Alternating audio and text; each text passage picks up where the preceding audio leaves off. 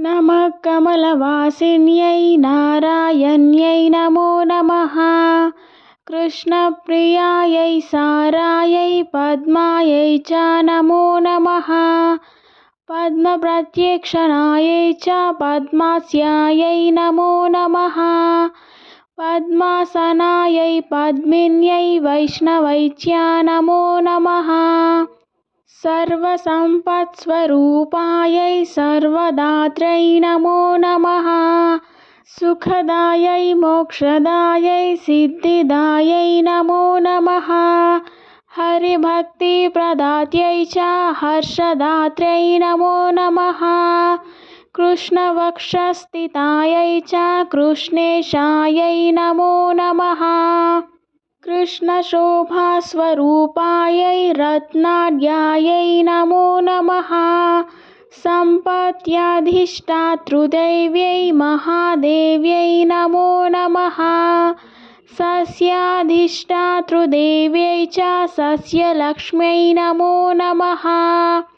नमो बुद्धिस्वरूपायै बुद्धिदायै नमो नमः। वैकुण्ठे च महालक्ष्मीर्लक्ष्मी क्षीरोदसागरे।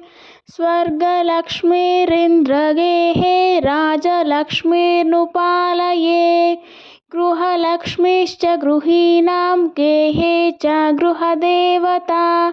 सुरभिसा गवां माता दक्षिणा यज्ञकामिनी। अदितिर्देवमाता त्वं कमला कमलालये। स्वाहा त्वं च हविर्दाने कव्यदाने स्वधा श्रुता। त्वं हि विष्णुस्वरूपा च सर्वधारा वसुन्धरा। शुद्धसत्त्वस्वरूपा त्वं नारायणपरायणा। क्रोधहिंसावर्जिता च वरदा च शुभानना।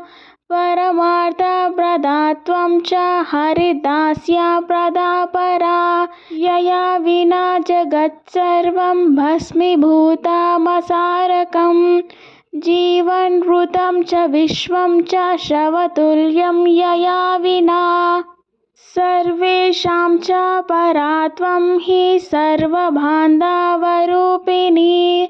यया विना न सम्भाष्यो बान्धवैर्बान्धवः सदा। त्वया हीनो बन्धुहीनस्त्वया युक्तः स बान्धवः। धर्मार्थकाममोक्षाणां त्वं च कारणरूपिणी। स्तनन्दयानां त्वं माता शिशूनां शैशवे यथा। तथा त्वं सर्वदा माता सर्वेषां सर्वविश्ववता। त्यक्तस्तनो मातृहीनः स चेज्जीवति दैवतः। त्वया हीनो जनः कोऽपि न जीवत्येव निश्चितम्। सुप्रसन्नस्वरूपा त्वं मे प्रसन्ना भवाम्बिके। वैरिगस्त्रं च विषयं देहि मह्यं सनातनी। वयं यावत् त्वया हीना बन्धुहीनाश्च भिक्षुकाः। सर्वसम्पद्विहीनाश्च तावदेव हरिप्रिये। राज्यं देहि श्रियं देहि बलं देहि सुरेश्वरी। कीर्तिं देहि धनं देहि पुत्रान् मह्यं च देहि वै। कामं देहि मतिं देहि भोगान् देहि हरिप्रिये। ज्ञानं देहि च धर्मं च सर्वसौभाग्यमीप्सितम्। सर्वाधिकारमेवं वै प्रभावां च प्रतापकम्। जयं पराक्रमं युद्धे परमैश्वर्यमेव च। इत्युक्त्वा तु महेन्द्रश्च सर्वैः सुरगणैः सह। ननामासाश्रुनेत्रोऽयं मूर्धा चैव पुनः पुनः। ब्रह्मा च शङ्करश्चैव शेषो धर्मश्च केशवः।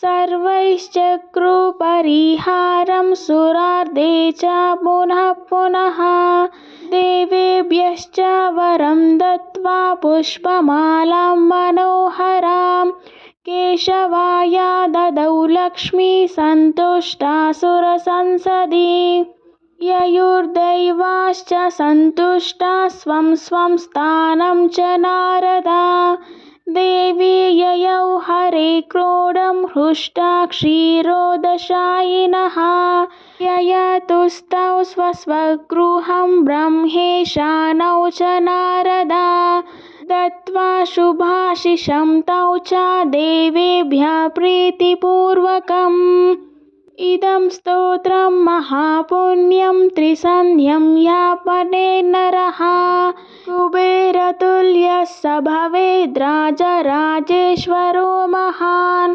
सिद्धस्तोत्रं यदि पठेत् सोऽपि कल्पतरुर्नरः 5,00,000 जपेनैव स्तोत्रसिद्धिर्भवेत् नृणाम् सिद्धस्तोत्रं यदि पठेत् मासमेकं च संयतः महासुखी च राजेन्द्रो भविष्यति न संशयः इति श्रीमहेन्द्रकृत श्रीमहालक्ष्मीस्तोत्रम्।